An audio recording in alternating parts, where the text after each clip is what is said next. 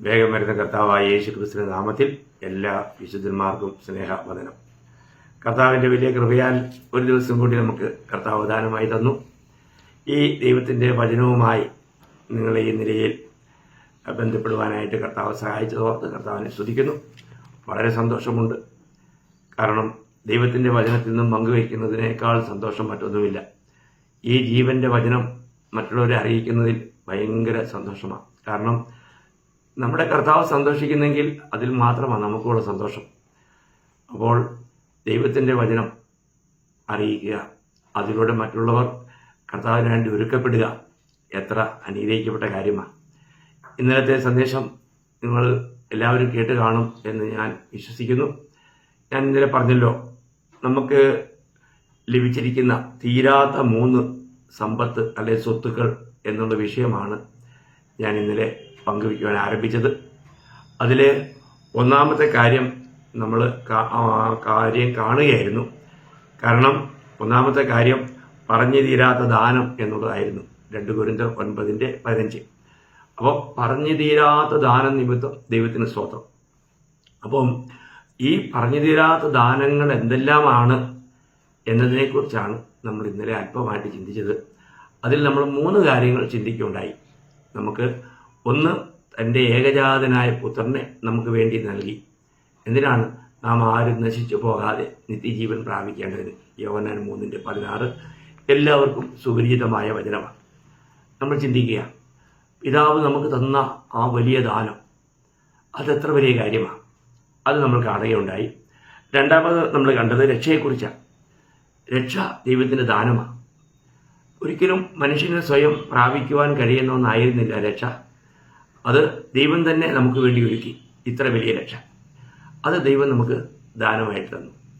മൂന്നാമതായിട്ട് നമ്മൾ കണ്ടത് പരിശുദ്ധാത്മാവ് എന്ന ദാനമാണ്.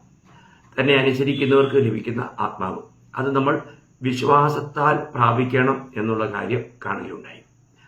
അപ്പോൾ ഇന്ന് ഞാൻ ബാക്കി അതിൽ ശേഷിക്കുന്ന 4 കാര്യങ്ങൾ പറഞ്ഞിട്ട് ബാക്കി നമുക്ക് ലഭിച്ചിരിക്കുന്ന 2 ധനങ്ങളെക്കുറിച്ചും അല്പമായിട്ട് വേഗം പറയാം എന്ന് ആഗ്രഹിക്കുക. അപ്പോൾ 4ാമത്തെ കാര്യം കൃപാദാനം എന്നാണ്. കൃപാദാനം നമ്മൾ എഫേസ്യ ലേഖനം 3-7 വാക്യം. ആ സുവിശേഷത്തിന് ഞാൻ അവൻ്റെ ശക്തിയുടെ വ്യാപാര പ്രകാരം എനിക്ക് ലഭിച്ച ദൈവത്തിൻ്റെ കൃപാദാനത്താൽ ശുശ്രൂഷകനായി തീർന്നു. കൃപാദാനം. നമ്മളൊരു കാര്യം മനസ്സിലാക്കണം. ഈ കൃപ എന്നുള്ള പദം വിശുദ്ധന്മാർക്ക് വളരെ പരിചിതമാണ്.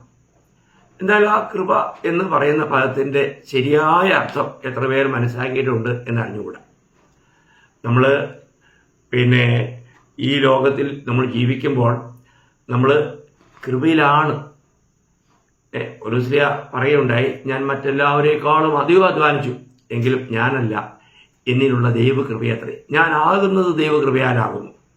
എന്നോടുള്ള അവിടുത്തെ കൃപ വ്യർത്ഥമായില്ല. നമ്മൾ 1 കൊരിന്ത്യർ 15:10 വാക്യത്തിൽ വായിക്കുന്ന കാര്യമാണ്.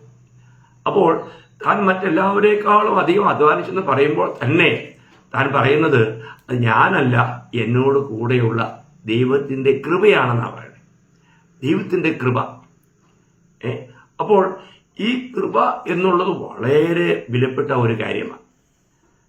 കൃപയെക്കുറിച്ച് നമ്മൾ വായിക്കുമ്പോൾ നമുക്കറിയാം, ഞാൻ ഇന്നലെ നമ്മൾ പറഞ്ഞല്ലോ, നമ്മൾ കൃപയാലല്ലോ നിങ്ങൾ വിശ്വാസം മൂലം രക്ഷിക്കപ്പെട്ടിരിക്കുന്നത്, അതിന് നിങ്ങൾ കാരണമല്ല, ദൈവത്തിൻ്റെ ദാനമത്രയാവുന്നു.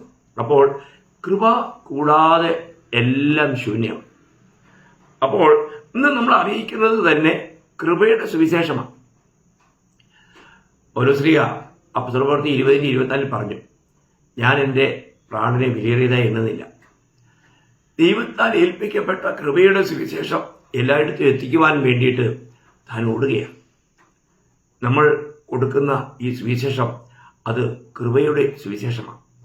നമ്മൾ പറയുമ്പോൾ മറ്റൊരു വ്യക്തിക്ക് കൃപ ലഭിക്കുവാൻ ഇടയാകുകയാണ്. എത്ര വിലപ്പെട്ട കാര്യമാണ്. അപ്പോൾ മാത്രമല്ല, നമ്മൾ റോമാലേഖനം 5:2 വായിക്കുന്നത് നാം നിൽക്കുന്നത് കൃപയിലാണ്. നാം നിൽക്കുന്നത് കൃപയിലാണ്. നാം ഓടുന്നതും അധ്വാനിക്കുന്നതും ഒരു കൃപയാണ്. നോക്കുക.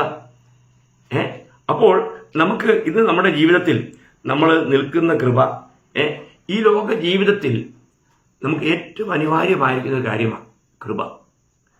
നമുക്ക് വളരെ വ്യക്തമായിട്ട് അറിയാവുന്ന ഒരു കാര്യമാണ്. പൗലോസ്ലീഹ 3 പ്രാവശ്യം കർത്താവിനോട് പ്രാർത്ഥിച്ചു.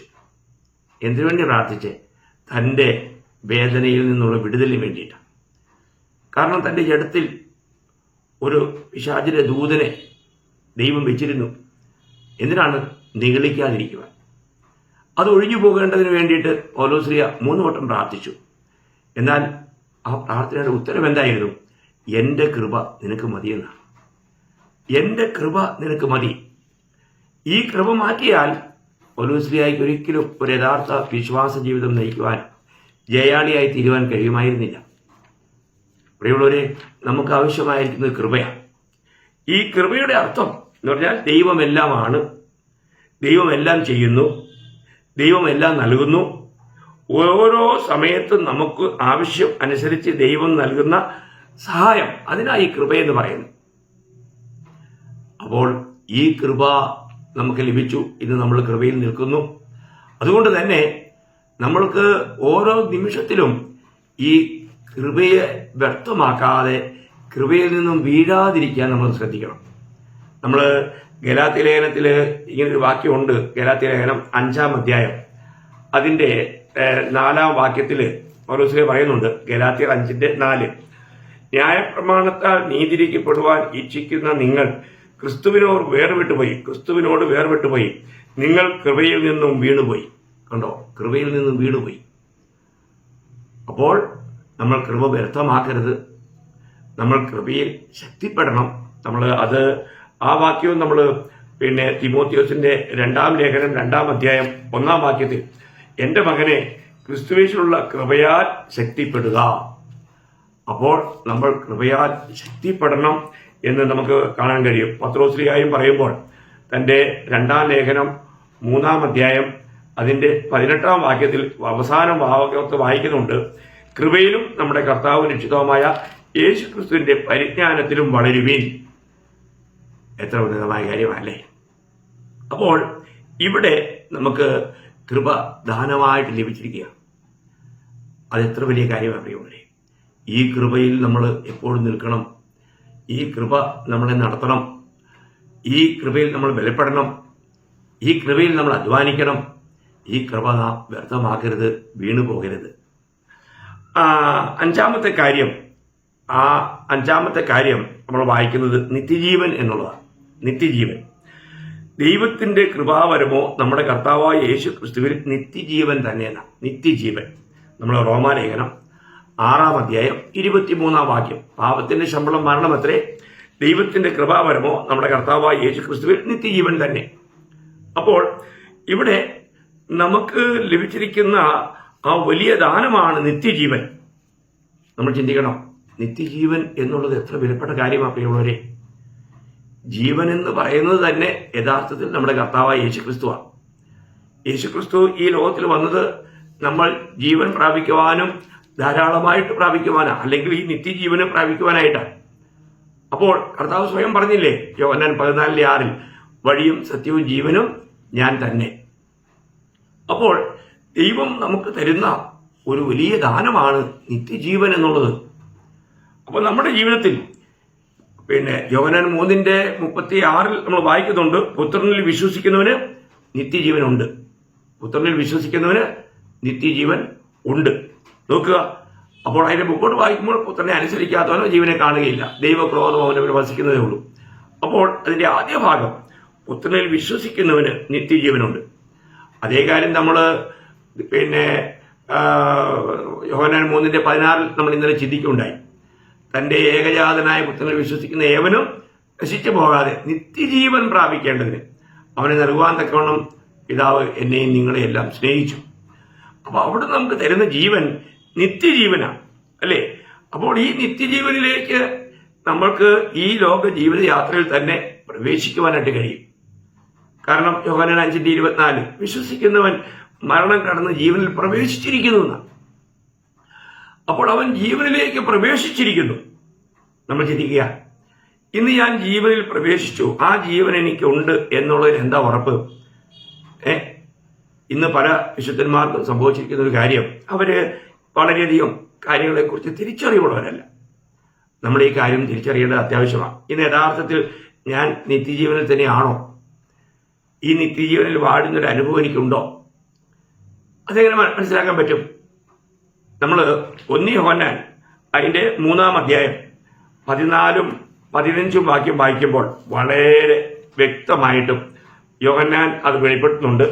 1 യോഹന്നാൻ 3:14-15 നാം മരണം വിട്ട് ജീവനിൽ കടന്നിരിക്കുന്നു എന്ന് സഹോദരന്മാരെ സ്നേഹിക്കുന്നതിനാൽ നമുക്ക് അറിയാം. സ്നേഹിക്കാത്തവൻ മരണത്തിൽ വസിക്കുന്നു. കണ്ടോ? അപ്പം നമ്മൾ മറ്റുള്ളവരെ സ്നേഹിക്കുന്നുവെങ്കിൽ അവരിന്ന് ജീവനിലാണെന്നാണ് വചനം പറയുന്നത്. എന്നിട്ട് അതിന്റെ 15-ാം വാക്യം സഹോദരനെ ഭയക്കുന്നവനെല്ലാം കുലപാതകനാകുന്നു, യാതൊരു കുലപാതകനും നിത്യജീവൻ ഉള്ളിൽ വസിച്ചിരിപ്പില്ല എന്ന് നിങ്ങൾ അറിയുന്നു. കണ്ടോ? അപ്പോൾ നമ്മൾ മറ്റുള്ളവരെ പകയ്ക്കുന്നുവെങ്കിൽ, നമ്മളങ്ങനെ മറ്റുള്ളവരെ പകച്ചും വിദ്വേഷിച്ചുമൊക്കെയാണ് ജീവിക്കുന്നതെങ്കിൽ തിരുവചനം പറയുന്നത് അവരിൽ നിത്യജീവൻ വസിക്കുന്നില്ല എന്നാ. നോക്കുക പ്രിയമുള്ളവരെ, അവർ കൊലപാതകന്മാരാണെന്നാ. അപ്പോൾ ഞാൻ നിത്യജീവനിലാണെന്ന് നമുക്ക് എങ്ങനെ അറിയാൻ കഴിയും? നമുക്ക് എല്ലാവരെയും സ്നേഹിക്കുവാൻ കഴിയണം. ഇന്ന് പ്രശ്നങ്ങളൊക്കെ ഉണ്ടാകുന്നത് വാസ്തവത്തിൽ ഈ നിത്യജീവനിൽ വാഴാത്തതുകൊണ്ടാണ്.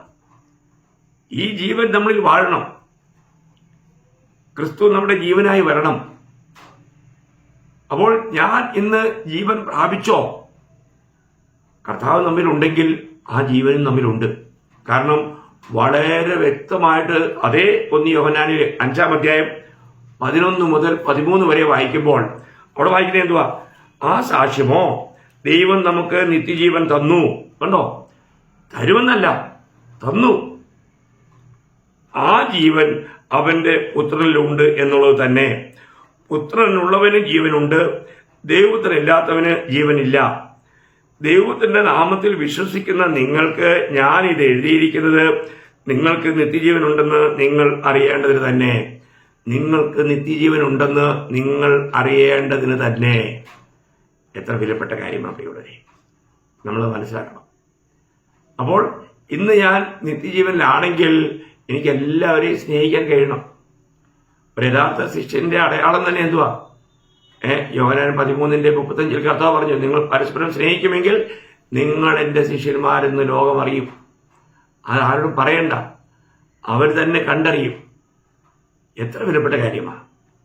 അപ്പോൾ ഇവിടെ കർത്താവ് നമുക്ക് തന്നിരിക്കുന്ന 5-ാമത്തെ കാര്യം നിത്യജീവൻ എന്നുള്ളതാണ്. നിത്യജീവൻ. ഈ ജീവൻ ഇന്ന് നമ്മളിൽ വാഴണം. ആ ജീവൻ ഇന്ന് നമ്മളിൽ ഉണ്ടെന്ന് നമ്മൾ ഉറപ്പുവരുത്തണം. ക്രിസ്തു നമ്മളിൽ ഉണ്ടെങ്കിൽ ആ ജീവൻ നമ്മളിലുണ്ട്. പുത്രനുള്ളവന് ആ ജീവനുണ്ട്. അത് വളരെ വിലപ്പെട്ടൊരു കാര്യമല്ലേ? ഇനിയും 6-ാമത്തെ കാര്യം, ദൈവം നമുക്ക് തന്നിരിക്കുന്ന വലിയൊരു ദാനമാണ് ശുശ്രൂഷകന്മാർ. സഭ ഈ ലോകത്തിലായിരിക്കുമ്പോൾ സഭയുടെ കെട്ടുപണിക്ക് ശുശ്രൂഷകന്മാർ വളരെ ആവശ്യമാണ്. എഫേസ്യ ലേഖനം 4-ാം അധ്യായം അതിന്റെ 8 മുതൽ 13 വരെയുള്ള വാക്യങ്ങൾ വായിക്കുമ്പോൾ ഞാനത് വായിക്കാം. അവൻ ഭക്തന്മാരെ പിടിച്ചുകൊണ്ടുപോയി ഉയരത്തിൽ കയറി മനുഷ്യർക്ക് ദാനങ്ങളെ കൊടുത്തു എന്ന് പറയുന്നു. കയറി എന്നതിനാൽ അവൻ ഭൂമിയുടെ അധോഭാഗങ്ങളിലേക്ക് ഇറങ്ങി എന്ന് വരുന്നില്ലയോ?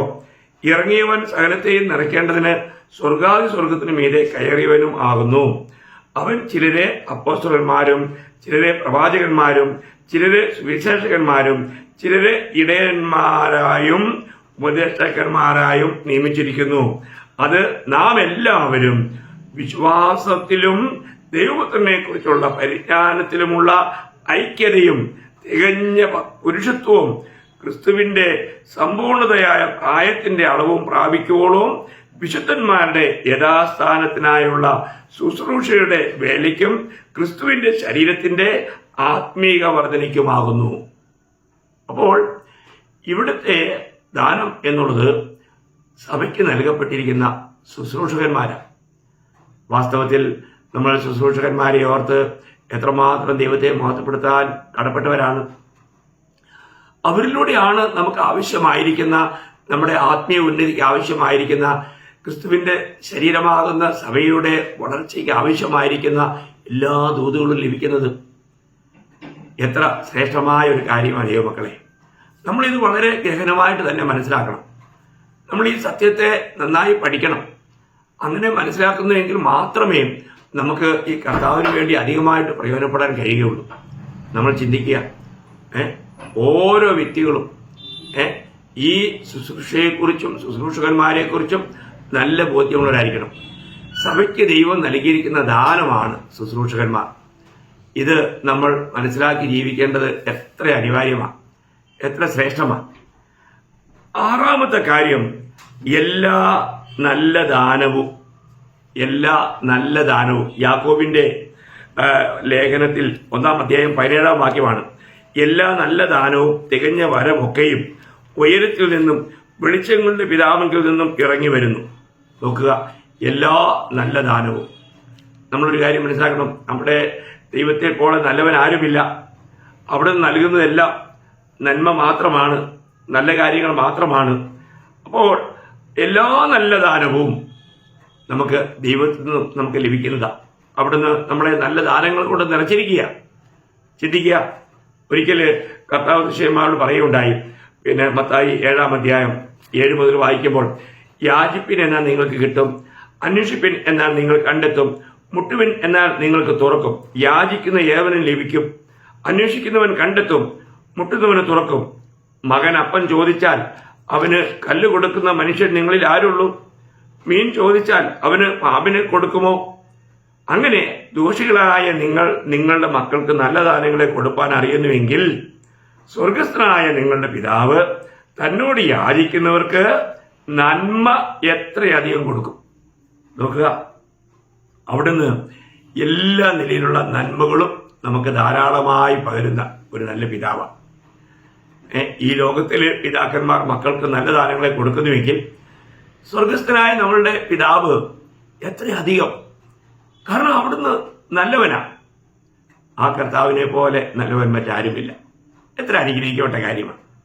അപ്പോൾ ഇങ്ങനെ ഇതാണ് നമുക്ക് പിന്നെ ഇവിടെ നമ്മൾ ചിന്തിച്ച തീരാത്ത ദാനങ്ങളിൽ 7 കാര്യങ്ങൾ. ഇനി രണ്ടാമത്തെ കാര്യത്തിലേക്ക് നമ്മൾ വരിക, തീരാത്ത സന്തോഷം. നമുക്കറിയാം, ദൈവത്തിൽ നിന്നും നമ്മൾക്ക് ലഭിച്ചിരിക്കുന്ന സന്തോഷം ഒരിക്കലും കെട്ടടങ്ങിയേരാത്ത സന്തോഷമാണ്. നമ്മൾ 1 പത്രോസ് 1-ാം അധ്യായം 9-ാം വാക്യത്തിൽ നിങ്ങളുടെ വിശ്വാസത്തിന്റെ അന്തമായ ആത്മരക്ഷ പ്രാപിക്കുകയും പറഞ്ഞു തീരാത്തതും മഹിമയുള്ളതുമായ സന്തോഷത്തോടെ ആനന്ദിക്കുകയും ചെയ്യുന്നു. നോക്കുക, എത്ര വിലപ്പെട്ട കാര്യമാണ്. നിങ്ങളുടെ വിശ്വാസത്തിന്റെ അന്തമായ ആത്മരക്ഷ പ്രാപിക്കുകയും പറഞ്ഞു തീരാത്തതും മഹിമയുള്ളതുമായ സന്തോഷത്തോടെ. ഈ സന്തോഷം നമുക്ക് പറഞ്ഞാൽ തീരുകയില്ല. നോക്കുക പ്രിയമുള്ളവരെ, വർണ്ണിച്ച് തീർക്കാൻ കഴിയുകയില്ല. മഹിമയുള്ള സന്തോഷമാണ്. വിശുദ്ധന്മാർക്ക് ലഭിച്ചിരിക്കുന്ന സന്തോഷത്തിന്റെ ഒരു വർണ്ണനയാണ്. ഈ സന്തോഷത്തെക്കുറിച്ച് നമ്മൾ ചിന്തിക്കുമ്പോൾ ബൈബിളിൽ അനേക ഇടങ്ങളിൽ സന്തോഷത്തെക്കുറിച്ച് പറയുന്നുണ്ടെങ്കിലും സങ്കീർത്തനം 4-ാം അധ്യായം 7-ാം വാക്യത്തിൽ നമ്മൾ വായിക്കുന്നത്, ധാന്യവും ബീജും വർദ്ധിച്ചപ്പോൾ അവർക്കുണ്ടായതിലും അധിക സന്തോഷം നീ എന്റെ ഹൃദയത്തിൽ നൽകിയിരിക്കുന്നു. അതാണ് യഥാർത്ഥത്തിൽ ഈ രക്ഷാസന്തോഷം. അതാണ് ദൈവം തരുന്ന സന്തോഷത്തിന്റെ പ്രാധാന്യത. ഈ ലോകത്തിലെ ജനങ്ങൾക്ക് ധാന്യവും ബീജും വർദ്ധിക്കുമ്പോൾ സന്തോഷമുണ്ടാകുന്നു. എന്നാൽ ദൈവമക്കൾക്ക് നൽകിയിരിക്കുന്ന സന്തോഷം അതിനേക്കാളൊക്കെ വളരെ വലുതാണെന്ന, ശ്രേഷ്ഠമാണെന്ന നമ്മൾ ചിന്തിക്കണം. അപ്പോൾ നമുക്ക് ഈ സന്തോഷത്തെ ഈ ലോകത്തിന്റെ ഏതെങ്കിലും ഒരു കാര്യത്തിന് ബാധിക്കുവാനോ ഇല്ലായ്മ ചെയ്യാനോ കഴിയുകയില്ല. ഈ സന്തോഷമുള്ളവർക്ക് ആ സന്തോഷത്തിൽ എപ്പോഴും മരിക്കുവാനായിട്ട് കഴിയും, എപ്പോഴും സന്തുഷ്ട ജീവൻ നയിക്കാൻ കഴിയും. അതുകൊണ്ടാണ് എബ്രായ ലേഖനത്തിൽ 10-ാം അധ്യായം 34-ാം വാക്യത്തില്, എബ്രായർ 10:34 തടവുകാരോട് നിങ്ങൾ സഹതാപം കാണിച്ചതല്ലാതെ സ്വർഗത്തിൽ നിലനിൽക്കുന്ന ഉത്തമ സമ്പത്ത് നിങ്ങൾക്കുണ്ടെന്നറിഞ്ഞ് സമ്പത്തുകളുടെ അപഹാരവും സന്തോഷത്തോടെ സഹിച്ചുവല്ലോ. കണ്ടോ, എത്ര വലിയ കാര്യമാ. അവിടെ സമ്പത്തുകളൊക്കെ അപഹരിക്കപ്പെട്ടു.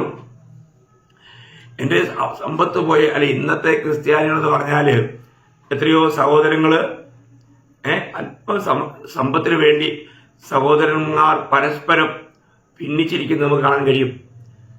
എത്രയോ പേർ അതുകൊണ്ട് തന്നെ ഈ വിശ്വാസത്തിൽ നിന്നും അകന്നു പോകാനിടയായിട്ടുണ്ട്. ഈ ലോകത്തിലെ നശിച്ചു പോകുന്ന ഈ സമ്പത്തിന് പിന്നാലെ എത്രയോ പേർ അവരുടെ ആത്മീയ ബന്ധങ്ങളെ തകർക്കുവാനിടയായിട്ടുണ്ട്. പ്രിയമുള്ളവരെ, ഇവിടെ ഭക്തന്മാരായ വിശുദ്ധന്മാരെ കുറിച്ച് പറയുന്നത് അവർ തടവുകാരോട് സമതാപം കാണിച്ചതല്ലാതെ സ്വർഗത്തിൽ നിലനിൽക്കുന്ന ഉത്തമ സമ്പത്ത് നിങ്ങൾക്കുണ്ടെന്നറിഞ്ഞ് സമ്പത്തുകളുടെ അപഹാരവും സന്തോഷത്തോടെ സഹിച്ചുവല്ലോ. അങ്ങനെയുള്ള അപഹാരങ്ങൾ വല്ലതും നേരിടേണ്ടി വന്നിട്ടുണ്ടോ? പ്രിയമുള്ളവരെ, നിശ്ചയമായിട്ടും എൻ്റെ ജീവിതത്തിൽ എനിക്ക് അങ്ങനെയൊക്കെയുള്ള അനുഭവങ്ങളുണ്ട്. എന്നാൽ അവിടെ ഒന്നും ഞാൻ ഒരിക്കലും ഒരു ശകലം പോലും നിരാശനായിട്ടില്ല. വളരെ വിലപ്പെട്ട ചില കാര്യങ്ങളാണ്. ഞാൻ ആ കഥയും കഹാനിയൊന്നും ഇവിടെ പറയാനിപ്പോൾ ആഗ്രഹിക്കുന്നില്ല. പക്ഷേ അങ്ങനെയുള്ള തിക്തമായ അനേക അനുഭവങ്ങൾ എൻ്റെ ജീവിതത്തിലുണ്ടായിട്ടുണ്ട്. എന്നാൽ എല്ലാം സന്തോഷത്തോടെ സഹിക്കുവാനുള്ള കൃപ കർത്താവ് തന്നു. കാരണം സ്വർഗത്തിലെ ഉത്തമ സമ്പത്താണ് നമ്മുടെ ലക്ഷ്യം. അതിനു വേണ്ടിയിട്ട് ഈ ലോകത്തിലെ കഷ്ടങ്ങളോ നഷ്ടങ്ങളോ ചതിവുകളോ കാര്യങ്ങളോ ഒന്നും നമുക്കൊരു വിഷയമല്ല. അതാണ് ഒരു യഥാർത്ഥ ഭക്തന്റെ ആഗ്രഹം. നമുക്ക് നമ്മുടെ ദൃഷ്ടി എപ്പോഴും സ്വർഗീയമായ കാര്യങ്ങളിൽ നിത്യതയെക്കുറിച്ചായിരിക്കണം. നിത്യതയിൽ നമുക്ക് ലഭിക്കുവാനിരിക്കുന്ന ആ പ്രതിഫലങ്ങളെ കുറിച്ചായിരിക്കണം. നമുക്ക് കർത്താവിൽ സന്തോഷിക്കുന്ന ആ സന്തോഷത്തെ മറ്റൊന്നും അപഹരിക്കാൻ പാടില്ല. ഞാൻ ചിന്തിക്കുകയായിരുന്നു, പഴയ നിയമത്തില് ഹബക്കൂക്ക് എന്ന് പറയുന്ന ആ ഭക്തൻ പറയുന്ന വാക്കുകൾ നിങ്ങൾക്ക് ഓർമ്മയുണ്ടാവും. പിന്നെ ഹബക്കൂക്ക് 3-ാം അധ്യായം അതിന്റെ 17-18 വാക്യം. അത്തിവൃക്ഷം തളിർക്കയില്ല, മുന്തിരിവള്ളിയിൽ അനുഭവം ഉണ്ടാകുകയില്ല, ഒലിവ് മരത്തിന്റെ പ്രയത്നം നിഷ്ഫലമായി പോവും, നിലങ്ങൾ ആഹാരം വിളയിക്കുകയില്ല, ആട്ടിൻകൂട്ടം തൊഴുത്തിൽ നിന്നും നശിച്ചു പോകും, ഗോശാലകളിൽ കന്നുകാലി ഉണ്ടായിരിക്കുകയില്ല. എങ്കിലും ഞാൻ യഹോവയിൽ ആനന്ദിക്കും, എന്റെ രക്ഷയുടെ ദൈവത്തിൽ ഘോഷിച്ചുല്ലസിക്കും. എത്ര വിലപ്പെട്ട കാര്യമാണ്. എങ്കിലും ഇവിടെ നമ്മൾ കർത്താവിലാണെങ്കിൽ അതിനേക്കാൾ വലിയൊരു സന്തോഷം നമുക്ക് വേറെ ഉണ്ടോ? ഒന്നും കിട്ടിയില്ലെങ്കിലും കർത്താവ് കൂടെ ഉണ്ടെങ്കിൽ അവൻ വളരെ ഏത് സമയത്തും സംതൃപ്തനായിരിക്കാൻ അവർ ശീലിച്ചിട്ടുണ്ട്. അതൊരു വലിയ കാര്യമാണ്. അതുകൊണ്ടല്ലേ ജയിലിൽ പോലും കിടക്കുമ്പോൾ പൗലോസ് ഫിലിപ്പി ലേഖനം ഒരു സന്തോഷത്തിന്റെ ലേഖനമാണ്. നമുക്ക് എല്ലാവർക്കും അറിയാം. അതിന്റെ 4-4 വായിക്കുന്നു, കർത്താവിൽ എപ്പോഴും സന്തോഷിപ്പീൻ എന്ന് ഞാൻ പിന്നെയും പറയുന്നു. കർത്താവിൽ എപ്പോഴും സന്തോഷിക്കുക വളരെ വിലപ്പെട്ട കാര്യമല്ലേ ദൈവമക്കളെ.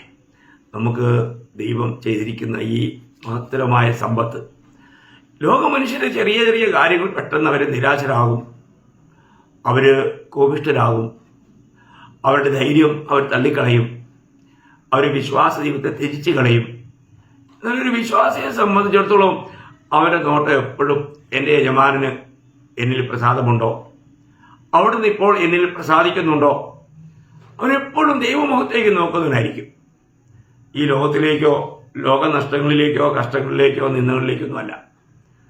വളരെ വിലപ്പെട്ട കാര്യമാണ്. ഇന്ന് ഈ പറഞ്ഞു തരാത്ത സന്തോഷം നമ്മളെ ഭരിക്കുന്നുണ്ടോ? അത് നമുക്ക് ആസ്വദിക്കാൻ കഴിയുന്നുണ്ടോ? അതാണ് നാം ചിന്തിക്കേണ്ടേ. അവസാനത്തെ സമ്പത്തിനെ കുറിച്ചുകൂടെ വളരെ പെട്ടെന്ന് പറഞ്ഞ് ഞാൻ നിർത്താം. അത് പറഞ്ഞു തീരാത്ത അനുഭവം വളരെ വിലപ്പെട്ട കാര്യമാണ് മക്കളെ. നമ്മുടെ ജീവിതത്തിൽ നമ്മൾ പൗലോസ് ഇവിടെ പറയുന്ന 2 കൊരിന്ത്യർ 12-ാം അധ്യായം 4-ാം വാക്യം വളരെ വിലപ്പെട്ട കാര്യമാണ്. മനുഷ്യൻ ഉച്ചരിപ്പാൻ പാടില്ലാത്തതും പറഞ്ഞുകൂടാത്തതുമായ വാക്കുകളെ അവൻ കേട്ടു എന്ന് ഞാൻ അറിയുന്നു. ഇതാ പറഞ്ഞുകൂടാൻ പറ്റാത്ത അനുഭവം വളരെ വിലപ്പെട്ട കാര്യമാണ്. പറഞ്ഞുകൂടാൻ പറ്റാത്ത അനുഭവമാണ് ഇവിടെ പറയുന്നത്. നമ്മൾ ചിന്തിക്കുക, ഇവിടെ അതിനെക്കുറിച്ച് പറയുമ്പോൾ അതിനെ നമ്മൾ ഒന്നുകൂടെ വിശദമായിട്ട് മനസ്സിലാക്കുകയാണെങ്കിൽ പിന്നെ നമ്മൾ അറിയുന്നത് നല്ലതാണ്. ഞാൻ അത് ഒന്നുകൂടെ ഒന്ന് വായിക്കാം. പിന്നെ അതേ 12-ാം അധ്യായം 2-3 വാക്യം വായിക്കാം. ക്രിസ്തുവിലുള്ള ഒരു മനുഷ്യനെ ഞാൻ അറിയുന്നു. അവൻ 14 സംവത്സരം മുൻപേ 3-ാം സ്വർഗത്തോളം എടുക്കപ്പെട്ടു. ശരീരത്തോടെയോ എന്ന് ഞാൻ അറിയുന്നില്ല, ശരീരം കൂടാതെയോ എന്ന് അറിയുന്നില്ല. ദൈവം അറിയുന്നു. ആ മനുഷ്യൻ പറുദീസയോളം എടുക്കപ്പെട്ടു, ശരീരത്തോടെയോ ശരീരം കൂടാതെയോ എന്ന് ഞാൻ അറിയുന്നില്ല. അപ്പോൾ ആ മനുഷ്യനെ കുറിച്ച് പറയുന്നത് അവൻ പറുദീസയോളം എടുക്കപ്പെട്ടു. ചിന്തിക്കുക, ഇത് പൗലോസിന്റെ ജീവിതത്തിൽ നടന്ന ഒരു കാര്യമാണ്. അത് എവിടെ വെച്ച് നടന്നതാണെന്നുള്ളത് അറിയാമോ? നമ്മൾ അപ്പോസ്തല പ്രവൃത്തികൾ വായിക്കുകയാണെങ്കിൽ അപ്പോസ്തല പ്രവൃത്തി 14-ാം അധ്യായം, ആ 14-ാം അധ്യായത്തിലാണ് പൗലോസിന്റെ ജീവിതത്തിൽ ഈ സംഭവം ഉണ്ടായിരിക്കുന്നത്. ഞാൻ ആ ഭാഗം കൂടെ നിങ്ങളുടെ ശ്രദ്ധയിലേക്ക് അല്പമായിട്ട് കൊണ്ടുവരാം. നമ്മൾ 14-ാം അധ്യായത്തിൽ പൗലോസും ബർന്നബാസും ലുസ്രയിൽ എത്തിയപ്പോൾ അമ്മയുടെ, അതിന്റെ 14-ാം അധ്യായം 8 മുതൽ ഞാൻ വായിക്കാം. ലുസ്രയിൽ അമ്മയുടെ ഗർഭം മുതൽ മുടന്തനായി ഒരിക്കലും നടന്നിട്ടില്ലാതെയും കാലിന് ശക്തിയില്ലാതെയും ഉള്ള ഒരു പുരുഷൻ ഇരുന്നിരുന്നു. അവൻ പൗലോസ് സംസാരിക്കുന്നത് കേട്ട് അവനെ ഉറ്റുനോക്കി. സൗഖ്യം പ്രാപിപ്പാൻ അവന് വിശ്വാസമുണ്ട് എന്ന് കണ്ടിട്ട്, നീ എഴുന്നേറ്റ് കാലൂന്നി നിവർന്നു നിൽക്ക എന്ന് ഉറക്കെ പറഞ്ഞു. അവൻ കുതിച്ചെഴുന്നേറ്റ് നടന്നു. പൗലോസ് ചെയ്തത് പുരുഷാരം കണ്ടിട്ട്, ദേവന്മാർ മനുഷ്യരൂപത്തിൽ നമ്മുടെ അടുക്കൽ ഇറങ്ങി വന്നിരിക്കുന്നു എന്ന് ലുക്കവോന്യ ഭാഷയിൽ നിലവിളിച്ചു പറഞ്ഞു. പൗലോസിന് ഇന്ദ്രൻ എന്നും പൗലോസ് മുഖ്യ പ്രസംഗിയാകിയാൽ അവന് ബുധൻ എന്നും പേർ വിളിച്ചു. പട്ടണത്തിന്റെ മുമ്പിലുള്ള ഇന്ദ്രക്ഷേത്രത്തിലെ പുരോഹിതൻ കാളകളെയും പൂമാലകളെയും ഗോപുരത്തിങ്കിൽ കൊണ്ടുവന്ന് പുരുഷാരത്തോടു കൂടെ യാഗം കഴിപ്പാൻ ഭാവിച്ചു. ഇത് അപ്പോസ്തലന്മാരായ ബർന്നബാസും പൗലോസും കേട്ടിട്ട് വസ്ത്രം കീറിക്കൊണ്ട് പുരുഷാരത്തിന്റെ ഇടയിലേക്ക് ഓടിച്ചെന്നു. നിലവിളിച്ചു പറഞ്ഞത്, പുരുഷന്മാരെ, നിങ്ങൾ ഈ ചെയ്യുന്നത് എന്ത്? ഞങ്ങൾ നിങ്ങളോട് സമസ്വഭാവമുള്ള മനുഷ്യരത്രേ. നിങ്ങൾ ഈ വ്യർത്ഥ കാര്യങ്ങളെ വിട്ട് ആകാശവും ഭൂമിയും സമുദ്രവും അവയിലുള്ള സകലവും ഉണ്ടാക്കിയ ജീവനുള്ള ദൈവത്തെങ്കിലേക്ക് തിരിയണം എന്നുള്ള വിശേഷം ഞങ്ങൾ നിങ്ങളോട് അറിയിക്കുന്നു. അപ്പോൾ ഇവിടെ നമ്മൾ കാണുന്നത് ഗർഭം മുതൽ മുടന്തനായിരിക്കുന്ന ഒരു വ്യക്തിക്കുണ്ടായ സൗഖ്യം. അതിനെ തുടർന്ന് അവിടെയുള്ള ആൾക്കാര് ഇത് ദേവന്മാരാണ്, നമുക്കിവരെ പൂജിക്കാം എന്ന് പറഞ്ഞുകൊണ്ട് പൂജിക്കാൻ ഒരുങ്ങുന്നു. എന്നാൽ വളരെ ബന്ധപ്പെട്ട് ബർന്നബാസും പൗലോസും ആ ഉദ്യമത്തെ തടയുന്നു. അപ്പോൾ നാം കാണുന്നത് അവിടെ അല്പം കഴിഞ്ഞപ്പോൾ, ഇത് നോക്കുക, ഇപ്പോൾ ഇവിടെ ദേവന്മാരാണെന്ന് പറഞ്ഞ് പൂജിക്കാൻ പോയ ജനങ്ങളെ അല്പസമയം കഴിഞ്ഞപ്പോൾ എന്നാൽ അന്ത്യോക്യ, അതിന്റെ 19-ാം വാക്യം, എന്നാൽ അന്ത്യോക്യയിൽ നിന്നും ലുക്കോന്യയിൽ നിന്നും യഹൂദന്മാർ വന്നുകൂടി പുരുഷാരത്തെ വശത്താക്കി പൗലോസിനെ കല്ലെറിഞ്ഞു. അവൻ മരിച്ചു എന്ന് വിചാരിച്ച് അവനെ പട്ടണത്തിന് പുറത്തേക്ക് ഇഴച്ചു കളഞ്ഞു. കണ്ടോ, നോക്കുക, അവര് വിചാരിച്ചത് മരിച്ചു പോയില്ല. അപ്പോൾ ഈ സന്ദർഭത്തിലായിരിക്കാം പൗലോസ്ലീഹ 3-ാം സ്വർഗത്തോടും പറുദീസയോടും എടുക്കപ്പെട്ടതായിട്ട് നമുക്ക് കാണാൻ കഴിയുന്നത്. പ്രിയമുള്ളവരെ, നമ്മൾ ചിന്തിക്കുക, സ്വർഗത്തിലെ അനുഭവങ്ങളെ പറയുവാനായിട്ട് ഇത്ര പണ്ഡിതനും വലിയ ജ്ഞാനിയും വലിയ ദർശനം പ്രാപിച്ചവനുമായ പൗലോസിനായി കഴിഞ്ഞില്ല. ഇന്ന് അനേകരും ഒരുപാട് സാക്ഷികളൊക്കെ പറയുന്നുണ്ട്, ഞങ്ങൾ സ്വർഗത്തിൽ പോയ കാര്യമൊക്കെ. വെറും പച്ചക്കള്ളം. സ്വർഗത്തിലെ കാര്യങ്ങളെ കുറിച്ച് പറയാൻ ആർക്കും കഴിയില്ല. ഇവിടെ അത് അതുല്യമായ കാര്യങ്ങൾ, അതിന് പറ്റിയ ഭാഷകളൊന്നും ലോകത്തില്ല. അപ്പോൾ നമ്മൾ ഒരു കാര്യം മനസ്സിലാക്കുക, നമ്മൾ പൗലോസ്ലീഹയുടെ പറഞ്ഞു തീരാത്ത അനുഭവം, അത് എത്ര മാത്രം വർണ്ണിച്ചാലും മതിവരാത്ത കാര്യമാണ്. നമുക്ക് കർത്താവിൽ നിന്നും ലഭിച്ചിരിക്കുന്ന അനുഭവങ്ങളൊക്കെ എത്ര ശ്രേഷ്ഠമായിരിക്കാം. നമ്മുടെ എല്ലാം വ്യക്തിപരമായ ജീവിതത്തിൽ നമുക്ക് കർത്താവിൽ നിന്നും എന്തുമാത്രം അനുഭവങ്ങൾ ലഭിച്ചിട്ടുണ്ട്. വർണ്ണിക്കുവാൻ കഴിയാത്ത വിധത്തിലുള്ള അനുഭവങ്ങൾ. അപ്പോൾ തീരാത്ത, അല്ലെങ്കിൽ മറ്റുള്ളവരോട് പറഞ്ഞാൽ തീരെയരാതെ വണ്ണം അനുഭവങ്ങൾ നമ്മുടെ ജീവിതത്തിലും ഇല്ലേ? ഒരു ഭക്തന്റെ ജീവിതത്തിൽ തീർച്ചയായിട്ടും ഉണ്ട്. അത് നമ്മൾ പങ്കുവയ്ക്കണം. അപ്പോൾ ഞാൻ കർത്താവിനെ മഹത്വപ്പെടുത്തുന്നു. അപ്പോൾ ഈ 3 നിലയിലുള്ള സമ്പത്ത് ഒരു വിശുദ്ധന്റെ പക്കൽ ഉണ്ടായിരിക്കും. ആ 3 നിലയിലുള്ള സമ്പത്ത് എന്തൊക്കെയാണെന്ന് നിങ്ങൾക്ക് ഇപ്പോൾ നന്നായി ഗ്രഹിക്കാൻ കഴിഞ്ഞു എന്ന് ഞാൻ വിശ്വസിക്കുകയാണ്. എന്തൊക്കെയാണ് 3 തീരാത്ത സമ്പത്ത്? 1, പറഞ്ഞു തീരാത്ത ദാനം. 2, പറഞ്ഞു തീരാത്ത സന്തോഷം. 3, പറഞ്ഞു തീരാത്ത അനുഭവം. നിശ്ചയമായും ഈ വചനങ്ങൾ കേട്ട എല്ലാവർക്കും അവരുടെ ജീവിതത്തെ ഒരു സ്വയശോധന ചെയ്ത് ഈ സമ്പത്തിന്റെ ഉടമകളായി ജീവിക്കുവാൻ എനിക്ക് കഴിയുന്നുണ്ടോ? ദൈവം പറയുന്നത് പോലെ, വചനം പറയുന്നത് പോലെയുള്ള ഇങ്ങനെയുള്ള സമ്പത്തുകൾ എൻ്റെ പക്കലുണ്ടോ എന്നൊരു സ്വയശോധന ചെയ്യാം. കർത്താവിൽ സമ്പന്നരായി നിത്യതയ്ക്ക് വേണ്ടി ജീവിപ്പാൻ ഈ വചനം കേട്ട എല്ലാവർക്കും കർത്താവ് ഇടയാക്കട്ടെ എന്ന് ആശംസിച്ചുകൊണ്ടും പ്രാർത്ഥിച്ചുകൊണ്ടും ഞാൻ ഈ സന്ദേശം ഇവിടെ അവസാനിപ്പിക്കുന്നു. കർത്താവിന് മാത്രമുണ്ടാകട്ടെ. ആമേൻ.